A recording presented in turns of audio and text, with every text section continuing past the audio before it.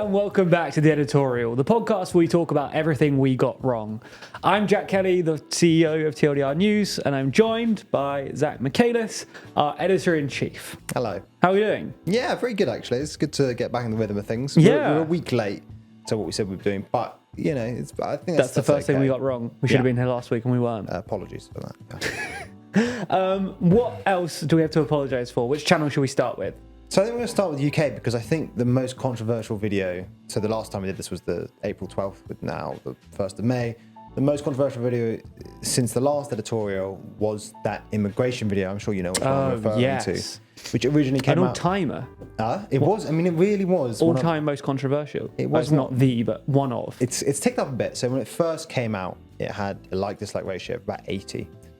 Which is brutal. Brutal. Sounds okay to the uninitiated, but our normal like-dislike ratio is sort of around like 97, 98% likes to dislikes, obviously. And 80 is just, it's really unprecedented. I don't think we've ever had a UK video, not since we're doing this seriously, that's come that low. No. I mean, apart from the occasional business video, I don't think we've ever had a video on any other channel come that low. I don't think we have. And it was, the video was originally titled Why the UK is Surprisingly Good at Immigration, I think, or actually good at immigration, something like that. And the premise of the video is that, contrary to popular stereotype, the UK is actually quite pro-immigrant, as in if you ask sort of British people, the British electorate of the British public, what they think of certain questions related to immigration, they generally come up more liberal than their European peers, and also quite good at integrating immigrants. We talk a bit about this in the video, but for anyone who's interested, a couple of days after the video came out, the FT's John Byrne Murdoch, who's just great, did a piece in the FT, obviously, where he was talking about the fact that, well, he said Anglophone countries are good at in integrating immigrants, and basically said it was down to the fact that English is very popular as a second language, so that's obviously like helpful for integrating immigrants. Although I think there's been some pushback on that about the idea that actually other Anglophone countries are as good. It just depends on basically that, like, he appeals to data from prisons about the percentage of like the immigrant population that goes to prison, and it's a bit questionable.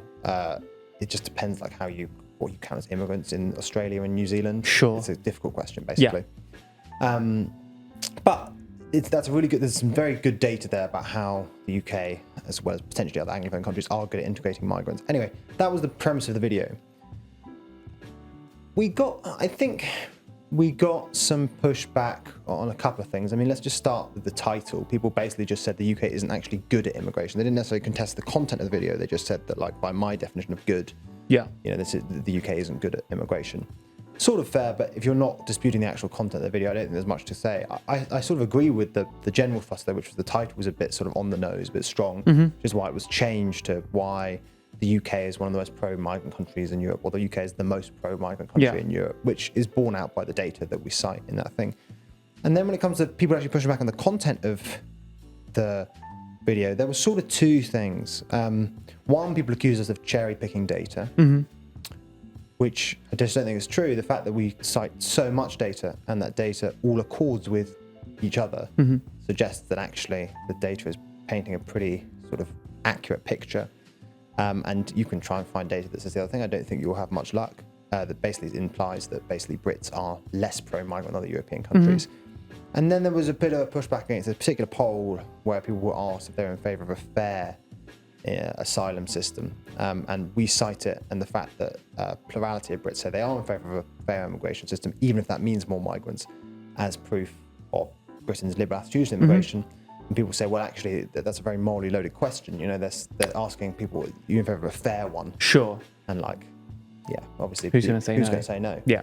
I think that's actually fair. I think the methodology in that question is sort of difficult. I think that it's sort of offset by the fact that the second clause of that question, although we don't put it on the screen, which is sort of our bad, but the second clause of that question says, even if it means more migrants, I think the fact that people are still voting for that question is still like, but it's still telling. Yeah, exactly.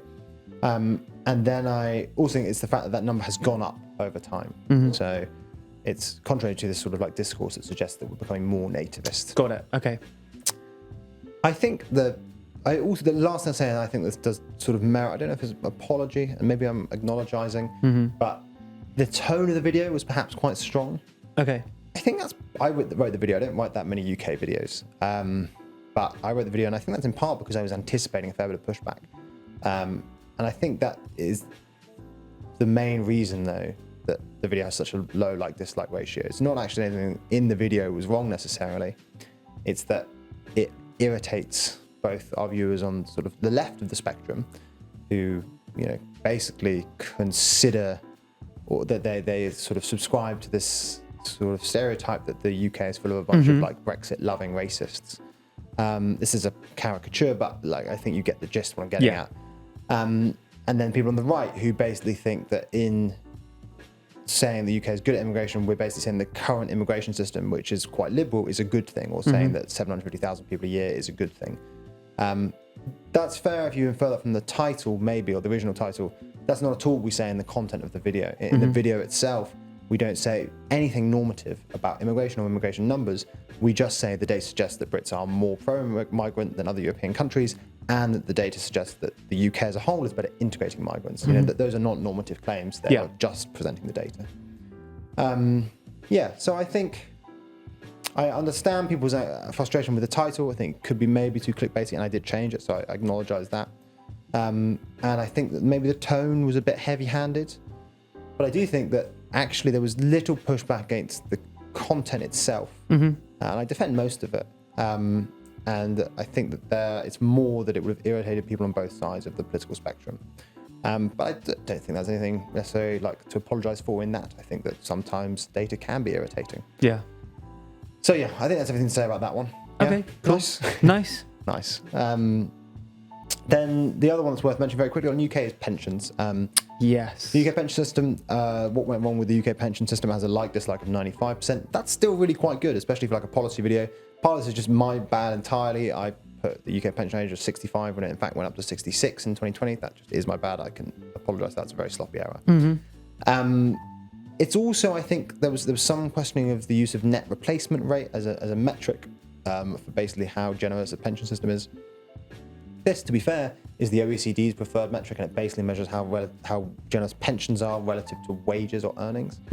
There's some pushback against this because obviously that means that in a country with low wages, the data would imply that it has a generous pension system. Do you see what I mean? Got it. Because if you're like Colombia is a good example, I think or Chile, I think is a better example.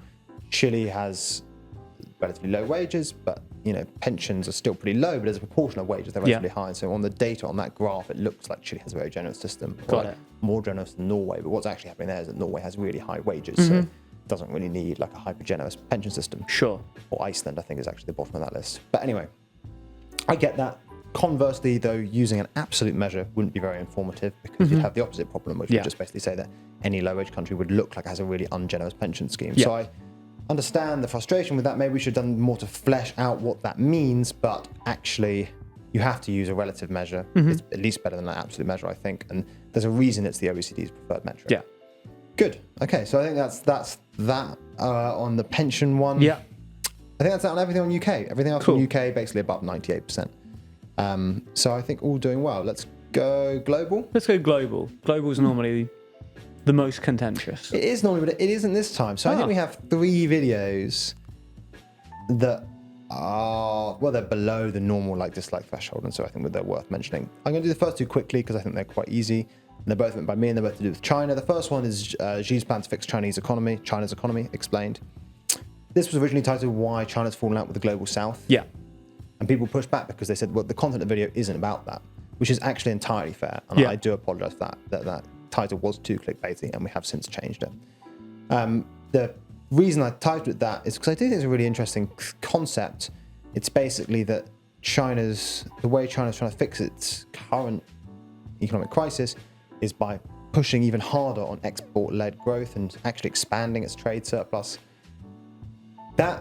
The vast majority of the video is about what that means and how that's happening and how that will affect the global economy. And at the very end, we make this sort of passing comment about why the global south might be annoyed about it. And basically the reason there is that the global south is already having its imports squeezed by the strength of the dollar, which means that any imports that are dominated in dollars, most obviously oil, it's more expensive in relative terms for those countries. But also then if China is exporting tons of stuff, it's flooding the international markets with tons of exports, then that also makes it more difficult for these developing countries to export, these global south countries to export, because they're competing with China. And it's obviously very difficult to compete with China, as even the Europeans are finding out. Yeah. So they're being squeezed on sort of two sides there. I think that's a really interesting dynamic. And I think that there's probably not enough, the Americans don't like the Chinese trade surplus for a variety of reasons. That undermines American manufacturing. They also worry about basically how Chinese dominance in certain export heavy industries affects American tech hegemony. But developing countries should worry about this as well. If you subscribe to sort of a Keynesian model of international trade, developing countries should worry about this, because there's just not going to be enough space in the global system for them to export into. Yeah. There's just going to be too much tough competition. Export-led, export-driven growth has been a very successful growth model for many developing economies in the 20th century. And the fact that as an option might sort of be squeezed by China's role as the world's factory, that's a real story. I think it's a really interesting story. So we might do another video later on which expands on this idea. That actually goes into it. Yeah. We said it would. But I basically apologise. The title was it wasn't sufficiently related to the actual content of the video. Hence the change, but I do apologise. And hence why we might go back and do that properly, I guess. Yeah. The next one, again, a me video. Could China and India go to war over water? There were a couple of things on this. I think just fundamentally, the title was a bit hyperbolic, given that, as the video makes clear, there's no immediate threat of this. It's more about trends, and that's the anxiety. I accept that entirely. I think that it was very hard to find. I haven't changed the title there because it's very hard to find a title that more accurately reflects the video without being supremely boring. Do you know what I mean? Why current trends suggest the probability of a water war between China and India might go up in the future. Yeah. Just doesn't have the same pull. Yeah, and the other thing is that people said that the video overlooked that only a small fraction of the Brahmaputra's flow actually comes from Tibet. This is true. We probably should have mentioned this as well. We do generally say that actually the risk of a water war is very low, and we so do. That it's not like we're being excessively hyperbolic in that respect, but I think we should have mentioned that fact. That's a thing worth mentioning. The final thing is that people push back against in the intro, which you overruled me on. It's the Tibet thing. In the intro, we say, due to an odd twist of politics, Sure. to describe the annexation of Tibet. Sure. But I accepted that amendment because my original intro was Very boring. very boring, needlessly pretentious. But yeah, I think that's fair. Although obviously we do mention, we talk about the annexation of Tibet later on in the video. Yeah. I actually really wanted to do the video because of almost just the geography of Asia, which is crazy. And we mentioned it's quite about half the video is just talking about it's interesting. Tibet and the Tibetan plateau. Yeah. And I didn't talk about it enough there, but I also think the fact that most of the countries around Tibet are not signatories to the relevant UN water conventions, which just shows you that even if you can find bi and multilateral forums to diffuse any water-related tensions, there is this skepticism of countries that control water, that there's a wariness of joining up to anything UN-led, of actually giving up that power. And I don't think that bodes well. We didn't get to talk about that in enough detail, but this was to have a little prop. This was inspired by a little passage in this book. I'm not paid to plug this at all, but it's a very good book if anyone wants to read it. Just thought it'd be fun to plug some of the plug the book. There you go. I don't know why you're looking over there. Oh yeah, When Globalization Fails by James McDonald. The reason I think it's such a good book though is it's all about basically the end of the first era of globalization, which begins in sort of 1815 and ends with the First World War, and some of the trends, are very, very similar to what happens today. And he wrote this in 2016, and it has aged phenomenally well. A lot of sort of tacit predictions have really come to pass. There you go. There you go. That's a little recommendation for you. We could do a little book club at some point. Oh, that'd be cute. That'd be cute. Anyway, let's very quickly do. That was quick. Let's do EU. I was just thinking, I'm not even sure we have anything to apologise for on EU since the 12th. There was an error in the Spain Separatists video. Yeah. I said that the leader of the Catalan parliament was from a region of Spain, was Catalan, when in fact she's just from a region of Spain where Catalan is widely spoken. Okay.